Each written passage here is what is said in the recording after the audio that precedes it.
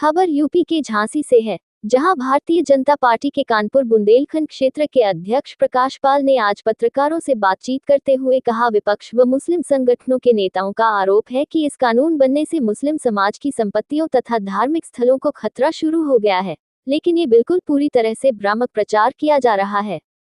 सच्चाई यह है कि वक्फ कानून बनने से वक्फ की संपत्तियों से अवैध कब्जे खत्म होंगे। गरीब मुस्लिम वर्ग के लोगों को उनकी जमीन मिलेगी, उनका हक मिलेगा। उन्होंने कहा कि बेहतर प्रबंधन से वक्फ की संपत्तियों से आय बढ़ेगी, जिसका लाभ गरीब मुस्लिम वर्ग को मिलेगा। उन्होंने कहा कि वक्फ कानून पर मुस्लिमों के मन में कांग्रेस पार्टी सहित अन्य राजनीतिक दल गलत भ्रांतियां पैदा कर रहे हैं। मुस्लिमों के मन में इस गलत भ्रांतियां को दूर करने के लिए भारतीय जनता पार्टी 1 से 5 मई तक जन जागरूकता अभियान चलाएगी।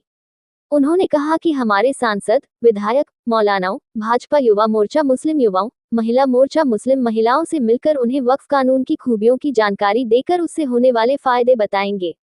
इस दौरान सदर विधायक पंडित रवि शर्मा, जिलाध्यक्ष हेमंत परिहार, भाजपा नेता अमित साहू आदि उपस्थित रहे। झांसी से दीप न्यूज के लिए दीपक चंदेल की रिपोर्ट। अधिकार दे दिए गए थे कि वो किसी की भी जमीन को, सरकारी जमीन, किसी हिंदू के मठ मंदिर, निजी जमीनों पर जिस तरह से कब्जा कर रहा था, उसके विरुद्ध लोग न्यायालय नहीं जा पा रहे थे। जो नैसर्गिक न्याय और संपत्ति के अधिकार को उससे भी वंचित करता था। मोदी जी एक सुधार का कानून लाए हैं, जिसके बारे में कांग्रेस और उसके इंडी गठबंधन के समर्थक दल जिस तरह से नागरिकता संशोधन अधिनियम आने पर मुस्लिम समाज को गुमराह करने का काम किया था कि इससे मुसलमानों की नागरिकता चली जाएगी, आज 2 साल से अधिक हो गए, किसी एक की भी नागरिकता नहीं गई। उसी तरह आज ये वक्त पर सभी को गुमराह कर रहे हैं, इससे उनके मस्जिद, मदरसे और उनकी जमीनों पर कब्जे हो जाएंगे। ये भ्रम है।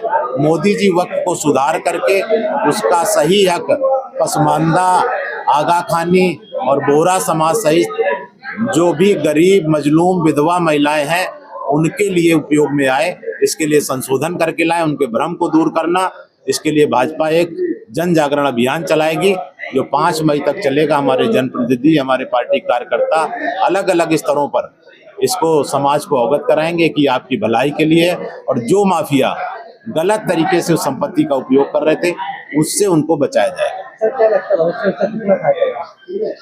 इसका देश में भी एक सांप्रदायिक जो तनाव पड़ता था, किसी की भी संपत्ति पर किसी का कर लेगा, वो लड़ता था, नहीं तो उसके बेटे लड़ेंगे। एक स्थायी रूप से मुस्लिम और गैर मुस्लिम, हिंदू, बौद्ध, जैन, सिख, चूंकि कई गुरुद्वारों पर भी कब्जा, कई मठों पर भी कब्जा, ऐसे बहुत जगह जो शिकायतें आ रही थी, इससे एक शांति का माहौल होगा, सद्भावना बनेगी। और वक्त का भी जो जमीन जिसकी अपनी निजी कर सकता है, जो मनमाने तरीके से कर रहे थे, धारा 40 के तहत उसको लगता है किसी भी तरीके से कर देते थे, उस पर भी रोक लगेगी। सरकारी जमीनों पर भी जो वक्त एक आज के तौर पर औरंगजेब और बाबर की भूमिका में काम कर रहा था, उनके जैसे रूप में, उससे मुक्ति मिलेगी देशवासियों को।